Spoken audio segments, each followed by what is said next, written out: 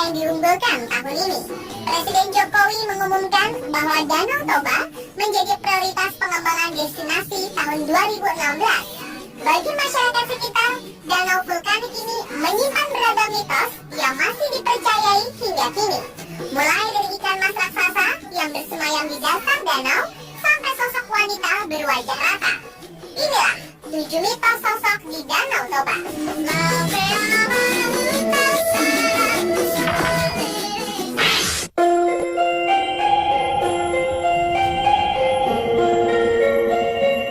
Ukuran Danau Toba yang luas dan dalam membuat kepercayaan tentang ikan mas raksasa yang bersemayam di dasar danau masih dipercaya secara turun-temurun. Masyarakat Toba meyakini bahwa ada 3 ekor ikan mas yang sangat besar. Masing-masing ikan mas berwarna merah, hitam, dan putih. 3 warna ini merupakan warna khas suku Batak. Banyak masyarakat yang mengaku sering melihat ikan ini dengan ukuran antara 5 hingga 10 meter melintasi danau. Nelayan di perairan Toba selalu gelisah saat rombongan ketiga ikan ini lewat karena akan merusak perangkap jalan mereka. Karena kepercayaan ini, setiap ada ikan yang berukuran lebih besar dari biasanya akan diperlakukan dengan terhormat. Ikan yang ditemukan akan dipelihara dan diberi sesajen berupa telur, jeruk purut, dan sesajen lain.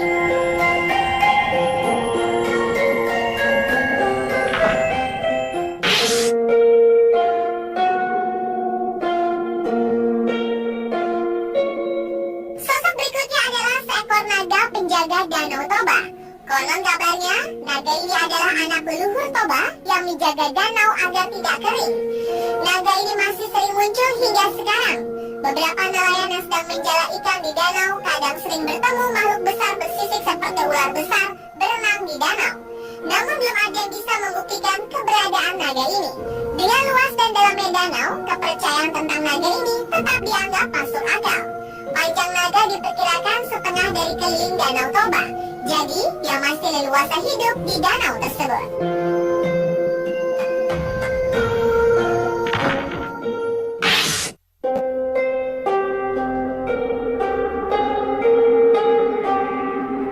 Sosok selanjutnya adalah monyet menyerupai manusia.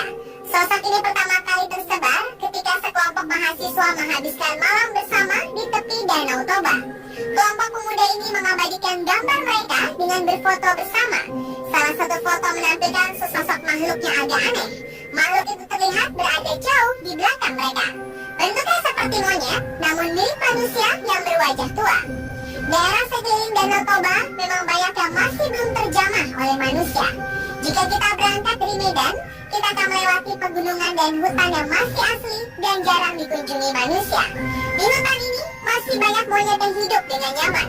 Terkadang mereka turun ke jalan dan terlihat bergerombol di tepi jalan raya.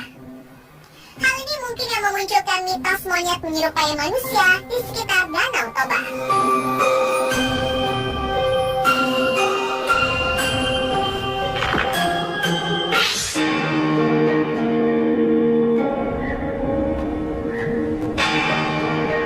Danau Toba dikelilingi oleh pegunungan yang masih asri.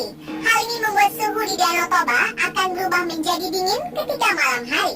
Kondisi ini mungkin membuat para pengunjung Danau Toba bisa berhalusinasi di malam hari, apalagi dalam keadaan kurang tidur. Sekelompok pemuda pernah menghabiskan malam di tepi Danau Toba.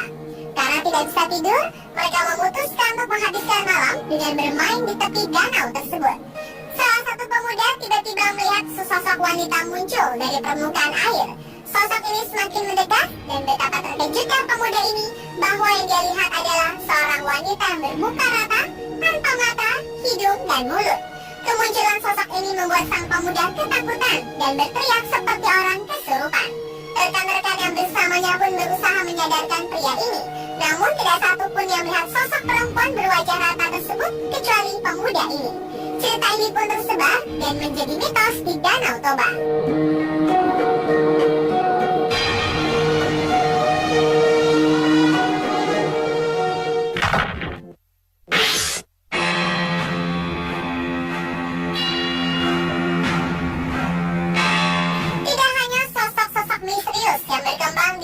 Danau Toba. Masyarakat dan pengunjung juga mengaku sering mendengar tangisan misterius jika sedang menikmati suasana malam hari. Suara tangisan kesedihan ini terdengar memilukan, seakan masih memiliki hutang di dunia. Konon kabarnya, tangisan ini berasal dari korban-korban yang tewas tenggelam di Danau Toba. Akses Pulau Samosir yang berada di tengah Danau Toba atau desa-desa di tepi danau yang sulit dijangkau melalui darat memang memanfaatkan danau ini sebagai transportasi. Biasanya penduduk dan pelancong menggunakan kapal feri, perahu, atau speedboat untuk menjangkaunya. Kelebihan muatan atau kapal yang sudah tua membuat beberapa penyeberangan gagal dan menenggelamkan penumpangnya.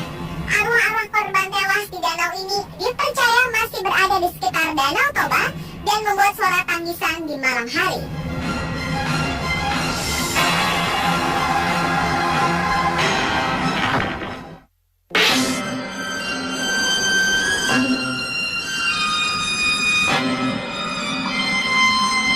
Pada akhir tahun 1948, Belanda kembali ingin merebut kemerdekaan negara Indonesia. Mereka pun membonceng tentara sekutu untuk menyerbu Indonesia.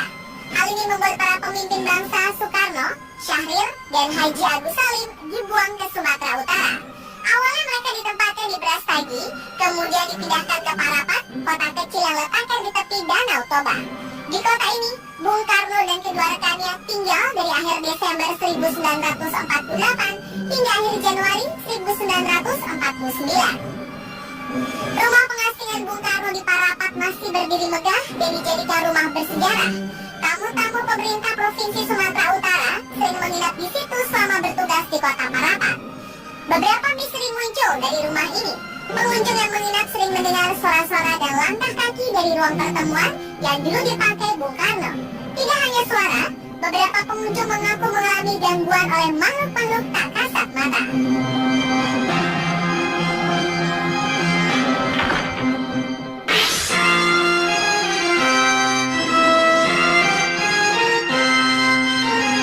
Begu ganjang dalam bahasa Toba berarti hantu yang berukuran panjang.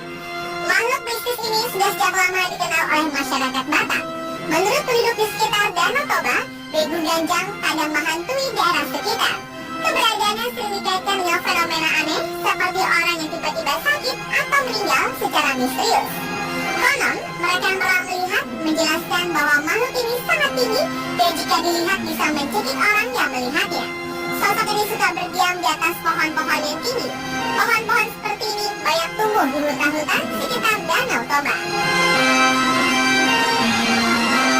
Pemirsa, telah 7 mitos sosok di Danau Toba. Semua itu berasal dari cerita masyarakat dari mulut ke mulut. Kebenarannya masih diperdebatkan hingga sekarang.